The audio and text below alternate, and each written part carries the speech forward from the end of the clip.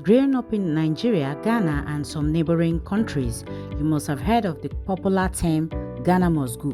Yes, it is the name of the commonly used bag for storing belongings or packing loads when traveling. But have you ever wondered why the bag called Chinatown Tote in the USA and the Token Koffer in Germany is called Ghana must go in Nigeria and Ghana? Well, someone did not just sit and coin the name for the bag. A real-life incident that happened in Nigeria back in 1983 named the bag Ghana Must Go. In 1983, during the democratic regime of the President Shehu Shagari, the federal government of Nigeria ordered a mass deportation of illegal immigrants living in Nigeria due to the atrocity many of them were reported committing in the country.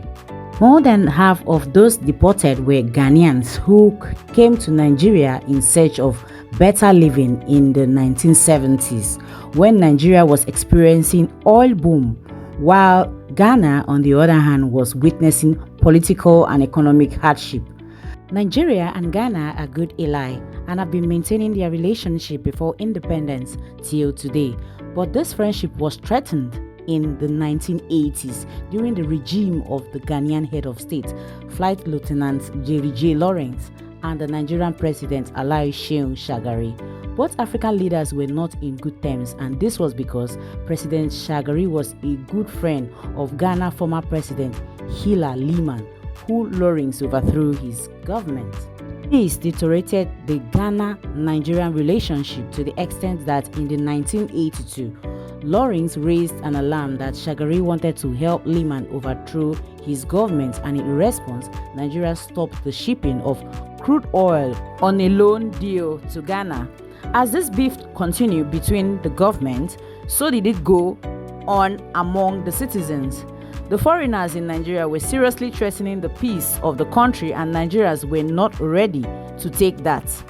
The situation began heating up in the 1980s when a Cameroonian expatriate named Mohamed Mawar alias Maitestan spearheaded a religious uprising that led to the death of many people. Maitestan was an illegal immigrant like many of his followers who were from Burkina Faso, Niger, and Cameroon. This uprising is considered the second most tragic event in Nigeria after the Biafran War. It should also be noted that there had existed an old wound in the Nigeria-Ghana relationship back in the 1969 when the Ghanaian government effected the Aliens Compliance Order. Nigerians and other African immigrants were deported on the claim that Ghana was in recession. The last straw that broke the camel's back was robbery at Ekweme's house. Alexander Ekweme, the then Nigerian vice president, was robbed by a group of armed robbers, which consisted mainly on expatriates. When the robbers were caught by the police, it was discovered that the two of them were Ghanaians. This sent the whole of Nigeria crazy. Instant action was taken by the Nigerian government and Ministry of Internal Affairs. On the 17th of January 1983, the Nigerian Minister of Internal Affairs, Alhaji Ali Baba, announced the immediate expulsion of all illegal immigrants in Nigeria within 2 weeks. President Shehu Shagari also added in that statement, "Panic gripped all foreigners without papers in Nigeria, for it was the least expected action of Nigerian government. Over 1 million Ghanaians were thrown into confusion and indecision. It was rumored that the federal government gave power to Nigerians to confront any aliens after the ultimatum given to leave.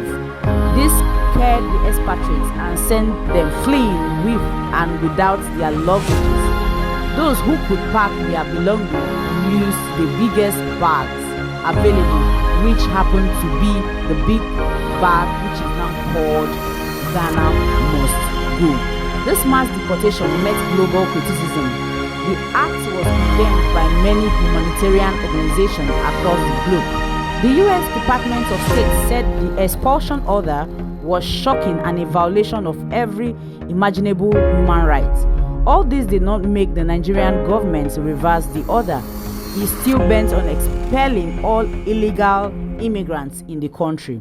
Also, there were claims that corruption-riddled government of President Shehu Shagari ordered the deportation of divert attention from its shenanigans because an election was forthcoming.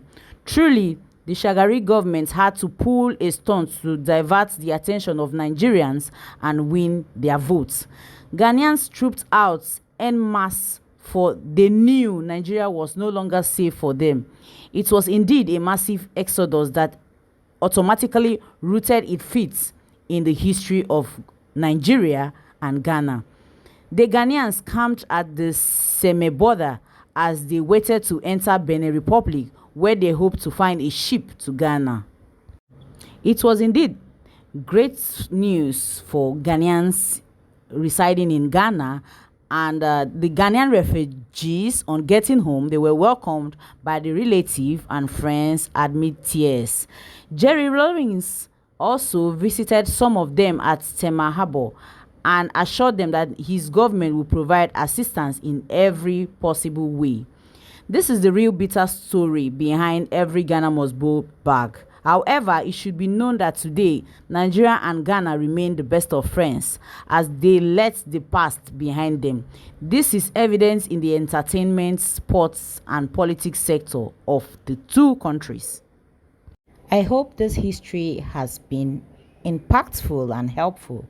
So, see you in my next episode. Bye-bye.